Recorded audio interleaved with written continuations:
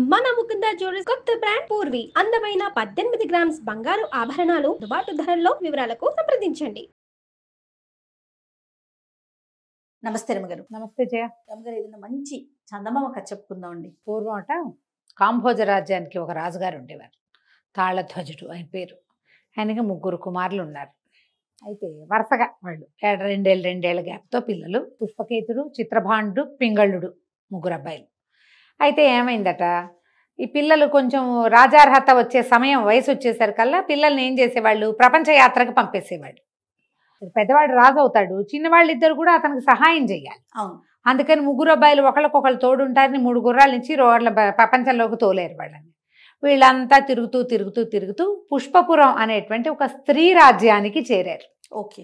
ఇక్కడ రాణి గారు రాజ్యం, ఆడవాళ్ళదే రాజ్యం. అక్కడ ఎక్కువగా స్త్రీలు ఉంటారు, చిలకవి సైనికులుగా వాళ్ళుగా. మామూలు మగవాళ్ళు ఉన్నారు ఊళ్ళో, లేకపోవటం కాదు, స్త్రీ పురుషద్వేషం కాదు. ఓకే. కానీ ఆడపిల్లలకే రాజ్యం వచ్చే ధోరణి అనమాట. అక్కడ పోయారు. సరే, 3 ఏమనుకున్నారు, ఓ సత్రంలో దిగారు, గుర్రాలు కట్టేశారు. మరి ఆ పూట పడుకుని రెస్ట్ తీసుకుని మర్నాడు పొద్దున ఏమనుకున్నారు, ఎవరి దారిని వాళ్ళం పోదాం, వింతలు విడ్డూరాలు ఎవరి దారిని వాళ్ళు వెళ్ళి చూద్దాం అనుకున్నారు. వీళ్ళు ఏం చేశారు, నగరంలో ఒక పెద్ద ప్లేస్లో ఒక 4 రోడ్ల కూడలిలో ఒక సత్రంలో దిగారు. ఒక కార్నర్లో వీళ్ళు ఉన్నారుగా, మిగిలిన 3 సందులు కనపడుతున్నాయి కదా, ఈ 3 దారుల్లోకి వెళ్దాం అనుకున్నారు. ఎవరి దారిని వాళ్ళు వెళ్ళారు. ఈ 3వ వాడైన పింగళుడు నడుచుకుంటూ వెళ్తున్నాడు. వింతలు విడ్డూరు గుర్రం వేసుకెళ్ళిపోయాడు అనుకో, ఆ గుర్రం పరిగెత్తుకుంటూ పోతుంది, ఏమి చూడలేం. అందుకని మనం ఎక్కడికైనా వెళ్ళినప్పుడు కూడా నడిస్తే ఎక్కువ చూస్తాం మనం. నడిచి వెళ్తున్నాడు. బాగా నడవగా అసలు పెద్ద పెద్ద దారులు ఎంత బాగున్నాయో, రోడ్లు అవి చెట్లు గిట్లు బ్రహ్మాండంగా ఉన్నాయి. ముందుకెళ్తే ఒక చక్కటి భవనం, దాని బయట ఒక అందమైన అమ్మాయి ఫోటో వేళ్లాడేసి, ఈ కన్యారత్నం పేరు మహారాజరత్నం. ఓహో. రాయబడి ఉంది అక్కడ మహారాజరత్నం. ఈమె కొన్ని సౌమ్య ప్రకారం అంటే కొన్ని గుర్తులు చూపించి ప్రశ్నలు వేస్తుంది. ఎవరైతే ఆ ప్రశ్నలకి సమాధానం చెబుతారో వాళ్ళని వివాహం చేసుకుంటుంది. సమాధానం చెప్పలేని వాళ్ళు మహారాజరత్నం గారి తోటలో పనిచేయాల్సి ఉంటుంది. ఈ పింగళుడికి ఓసారి ముందుకు పోయాడు, మళ్ళీ ఆ పిల్లని చూద్దామనిపించింది, వెనక్కి వచ్చి అమ్మాయిని చూశాడు. ఆ మాత్రం చెప్పలేమా మనం, చాలాని చదువుకున్నాం కదా, మనం వెళ్దామని లోపలికి నేను వస్తానన్నాడు. ప్రశ్నలకు సమాధానాలు చెప్పగలరా అని అడిగారు. చెబుతాను అన్నాడు. లేకపోతే మీకు షరతు తెలుసు కదా, తోటలో పనిచేయాల్సి ఉంటుందంటే చేస్తాను అన్నాడు. లోపల తీసుకుపోయారు, ఓ చోట కూర్చోబెట్టారు, చక్కగా షర్బత్తు గిర్బత్తు ఇచ్చారు. బిల్డింగ్ అంతా లోపల చాలా బాగుంది. కూర్చున్నాడు. ఒక పళ్ళెము దాని నిండా చిగురుటాకులు వేసి పట్టుకొచ్చారు. సమాధానం చెప్పండి అని. ఏముంది ప్రశ్న, చిగురాకులు చూసి సమాధానం చెప్పంటారు. నాకు తెలియదు అన్నాడు. అయితే పదండి అని ఆయన బట్టలు విప్పించి ఓ పక్కన పెట్టి మూతక బట్టలు కట్టించి తోటలోకి తీసుకుపోయారు. సరే, ఈ మిగిలిన వాళ్ళిద్దరు కూడా ఎవరి దారిని వాళ్ళు వెళ్ళారా. పెద్ద అబ్బాయి పుష్పకేతుడు ఓ దారిలో వెళ్ళి సాయంకాలం తిరిగి వచ్చాడు. ఏ తమ్ముడు రాలా. ఏమిట్రా ఎవడు రాలేదు అని చిత్రకేతువు తెలివైనవాడు, సాహసి, వాడు బాగా కత్తి తిప్పగలడు. పింగళుడు ఒక రవ్వ చిన్నపిల్లాడు, ఆఖరి తమ్ముడు అంటే ముద్దు ఉంటుంది. ఈ పింగళుడు వెళ్ళిన వైపు చూద్దామని ఆ దారిని వెళ్ళాడు. వెళ్తే బాగా నడవగా మహారాజరత్నం అనే కన్యారత్నం గారిది బిల్డింగ్ కనపడింది. పిల్ల చూస్తే బాగుంది. ముందుకు వెళ్ళిపోయా కనిపించింది. వీడు కానీ ఒకవేళ దీంట్లోకి వెళ్ళాడా, ఏమిట్రా నాయన అని మళ్ళీ వెనక్కి వచ్చాడు. వచ్చి ఆ వాకిటో కూర్చున్న వాళ్ళని, బాబు ఎవరైనా నాలాంటి కుర్రాన్ని, నా పోలికలో ఉన్న ఒక అబ్బాయిని చూసావంటే, నేను వచ్చి లోపలికి పోయినట్టున్నారండి అన్నాడు. నిన్న లోపలికి వచ్చారు, బయటికి రాలేదంటే ఏమిటి అర్థం, తోటలోకి పోయినట్టే వాడు. అంతేగా. సరే, ఇతనికి కూడా వెళ్ళి అదేమిటో చూడాలనిపించింది. కానీ ముందు వెళ్ళిన పింగళుడు ఏం చేశాడు, అమ్మాయిని చూసి 2 సార్లు సరదాపడి గంట కొట్టేశాడు. లోపలికి వస్తానని కాలింగ్ బెల్ నొక్కాడు. ఇతను గంట కొట్ల. ఏమిటండి ఇక్కడ పద్ధతి అని ఆ కూర్చున్నవాడిని అడిగాడు.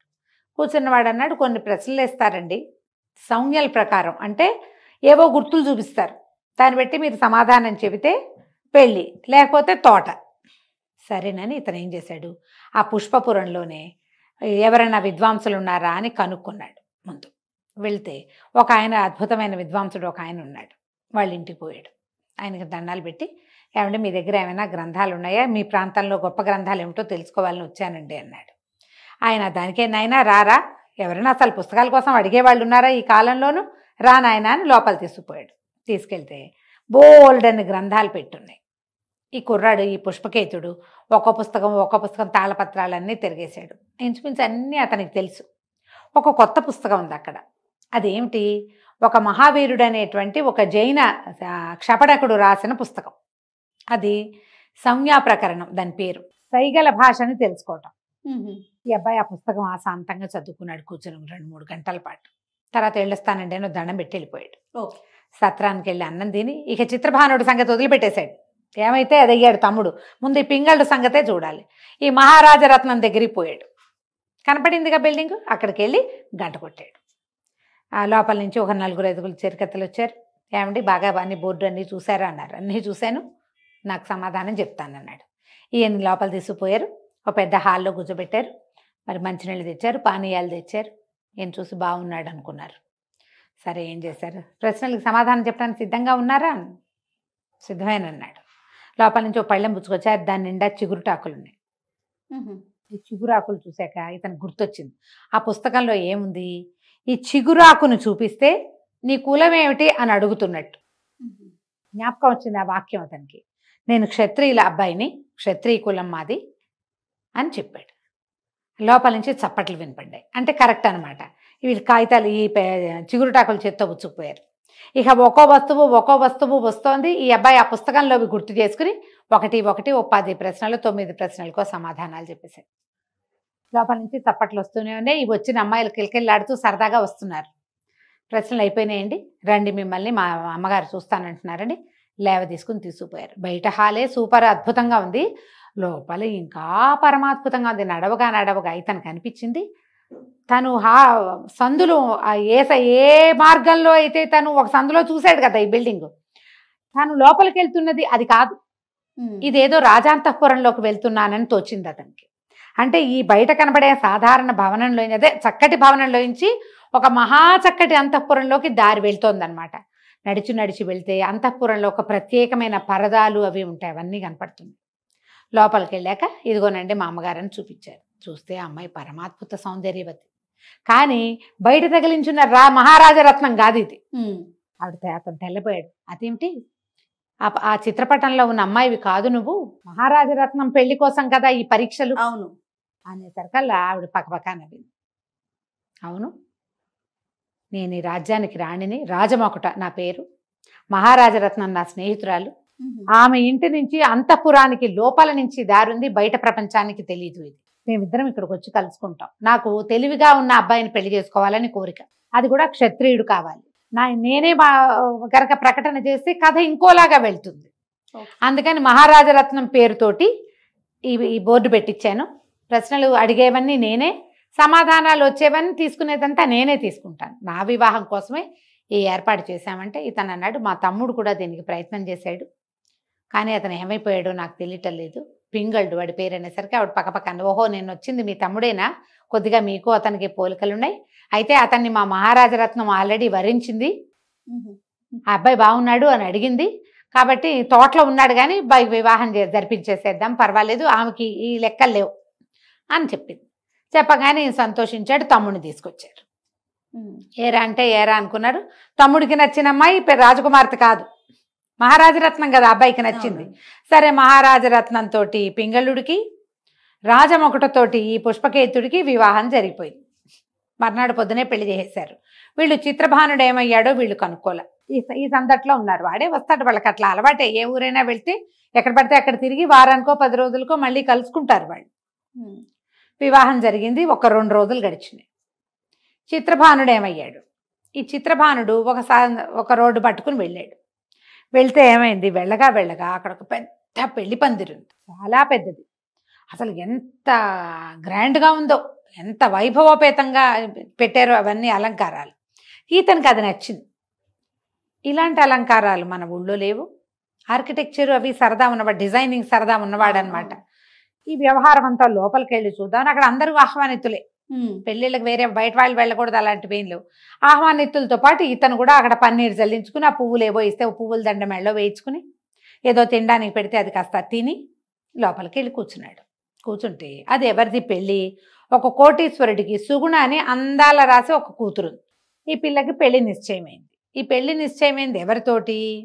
ఇక్కడి నుంచి కనీసం ఒక 6 నెలల పాటు ప్రయాణం చేసి రావాల్సిన ఇంకో ద్వీపం, సింహళ ద్వీప నివాసైన ఒక కోటీశ్వరుడి కుమారుడితోటి. వాళ్ళు వచ్చి మాట్లాడుకుని పెళ్లి కుదిర్చారు. పాతకాలంలో ఎట్లా చేసేవాళ్ళు, పెళ్లి వాళ్ళు వచ్చేవాళ్ళు కాదు, వాళ్ళ తరఫు నుంచి కొంతమంది వచ్చేవాళ్ళు. మనం ఎన్ని కథల్లో చూసాం.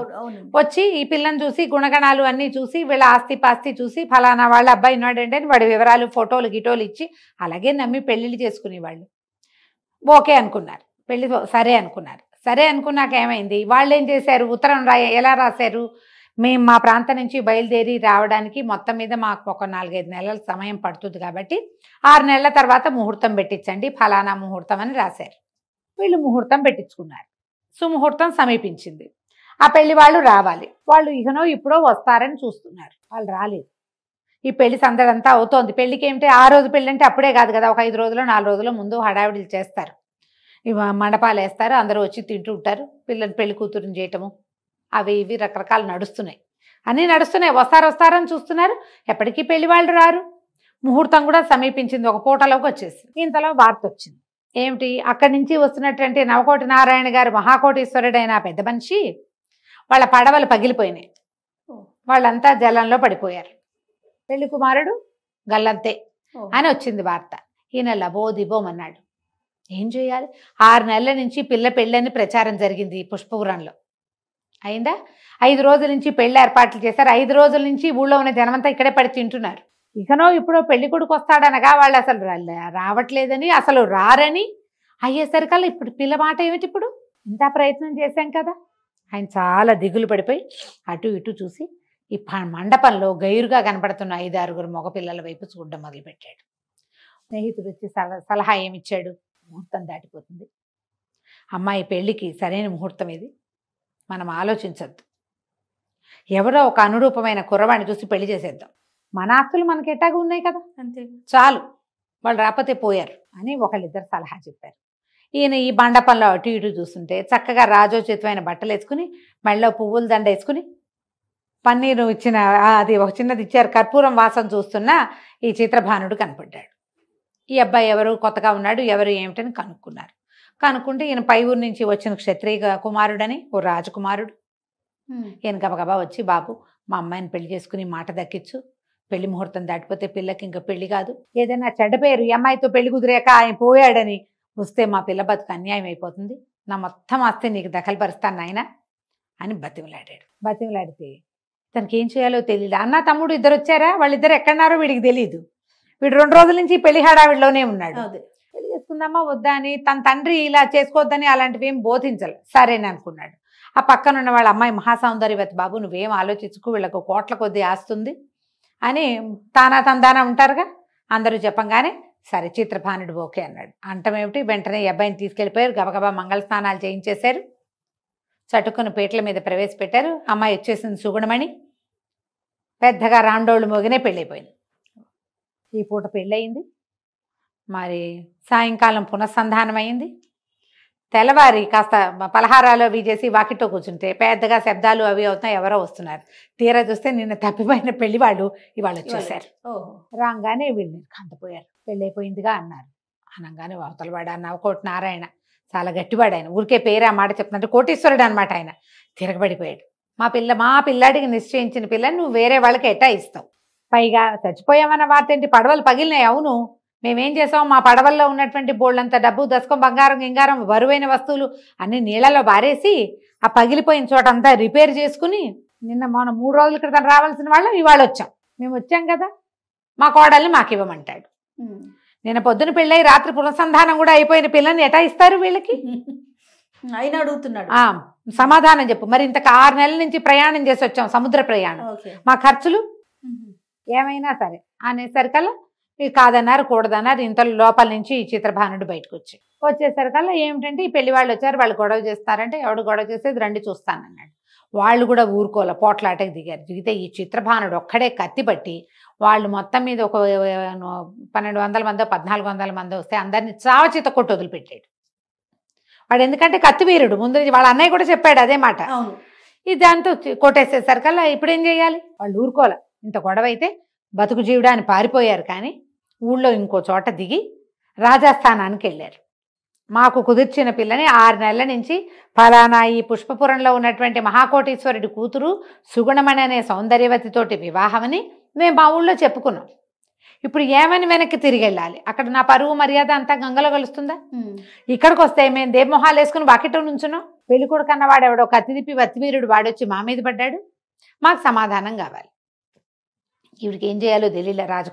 రాణికి రాజమొకటికి వాళ్ళ పాయింట్ కరెక్టే, వీళ్ళ పాయింట్ కరెక్టే. ఈయనేమంటాడు, ఈ ఊళ్ళో ఉన్న కోటేశ్వరుడు సుగుణమణి తండ్రి 5 రోజుల నుంచి పెళ్లి ఏర్పాట్లైనాయి, ఊరంతా తిన్నారు, సుముహూర్తం దాటిపోతోంది, ముహూర్తం దాటిపోయి పెళ్లి తప్పిపోతే పిల్లకి చెడ్డ పేరు వచ్చేస్తుంది, నేను ఇంత ప్రయత్నం చేశాను, అందుకని పందిట్లో ఉన్న ఒక పెళ్లి కొడుకుని సెలెక్ట్ చేసుకుని పెళ్లి చేసేసాము, పునఃసంధానం కూడా చేసేసాం, కన్యాదానం చేసేసిన పిల్లకి మారుమని ఎట్టా చేయను, నేను మా కోడలు మాకు ఇవ్వమంటున్నాడు, నేను ఎట్లా ఇస్తాను? సరే ఈవిడే ఈ అమ్మాయి రాజం ఒకటి ఆ పూటంతా అటు ఇటు తిరిగి సాయంకాలం భర్తను కేకేసి 2 రోజులైంది, 3 రోజులు పెళ్ళి అంతే. అతను పిలిచి దీని సంగతి చూడండి, ఇది ఎట్లా చేయాలో తెలియటం లేదు అనేసరికల్లా ఆయన ఏమన్నాడు, అతను అన్నాడు, పై ఊరు నుంచి వచ్చిన వాళ్ళని సపోర్ట్ చేయాలి, వాళ్ళు విదేశీయులు, మన దేశానికి వచ్చినప్పుడు మనం సహాయం చేయాలి కదా అంటే ఆయన ఏమన్నాడు, వచ్చిన కోటీశ్వరుడు ఆ కుర్రాడు పీచమని చాలు, నాకు అదే నా కోరిక అన్నాడు. అనగానే సరే పద మేమే వస్తామని అన్న తమ్ముడు ఇద్దరు చెరో కత్తి పుచ్చుకుని 50 మంది సైన్యాన్ని వేసుకుని ఆ పెళ్లి వాళ్ళ ఇంటికి వెళ్ళారు. నిన్న యుద్ధం చేసిన వాడెవడు, ఈ కొత్తగా వచ్చిన కోటీశ్వరుడితో వాడిని పిలవండి అన్నారు. పిలవండి అంటే లోపల నుంచి కత్తి సవరించుకుంటూ చిత్రభానుడు బయటకు వచ్చాడు. చూడంగానే పింగళ్ళు కేకేసాడు, అన్నయ్య చిన్ననే వేస్తున్నాడు. తీరా చూస్తే ఏముంది, అన్నదమ్ములు 3 ఎదురుపడ్డారు. ఇదేంట్రా నాయన అంటే, నేను ఈ పెళ్లికి వచ్చాను, వీళ్ళేమో ఇట్లా పెళ్ళయింది, ఇప్పుడు వివాహం అయిపోయాక పెళ్ళైపోయిన పిల్లనివ్వమంటున్నారు వీళ్ళు, నా భార్యను రక్షించుకోవడం నా విధి, అందుకని నేను రక్షణకు పూనుకున్నా అనగానే ఇక రాజుగారు వెంటనే సర్దుకుని, అంటే రాణిగారి భర్త పెద్దబ్బాయి పుష్పకేతు సర్దుకుని ఆ అవతల దేశం నుంచి వచ్చిన కోటీశ్వరిని కూర్చోబెట్టి మాట్లాడించి, మీ ఖర్చులన్నీ ఇప్పిస్తాను, ఈ ఊరు నుంచే ఒక సౌందర్యవతి అయిన పిల్లని ఇచ్చి మీ వాడికి పెళ్లి చేయిస్తాం, ఈ ఊరు పిల్లే కాబట్టి పేర్లు ఎవరికి తెలుసు అని చెప్పి ఇంకో కోటీశ్వర్లు ఎవరిళ్లలో ఆడపిల్లలు ఉన్నారో ఎంక్వైరీ చేసి ఓ పిల్లనిచ్చి పెళ్లి చేయించి ఆ పిల్లతో సహా వీళ్ళ ఖర్చులు వీళ్ళతోటి ఇప్పించి ఈ మావగారితోటి పంపించారు. తర్వాత చక్కగా 3 అబ్బాయిలు ఈ స్త్రీ రాజ్యంలోనే చాలా రోజులు సుఖంగా ఉన్నారు. తర్వాత చిన్నవాళ్ళిద్దరు వాళ్ళ భార్యలను తీసుకుని సొంత ఊరు వెళ్ళారు. పెద్ద ఆయన మాత్రం ఇక్కడ రాజుగా ఉన్నాడు కథ కంచికి మన ఇంటికి. బాగుంది రమ్మగారు. నమస్తే అండి. నమస్తే.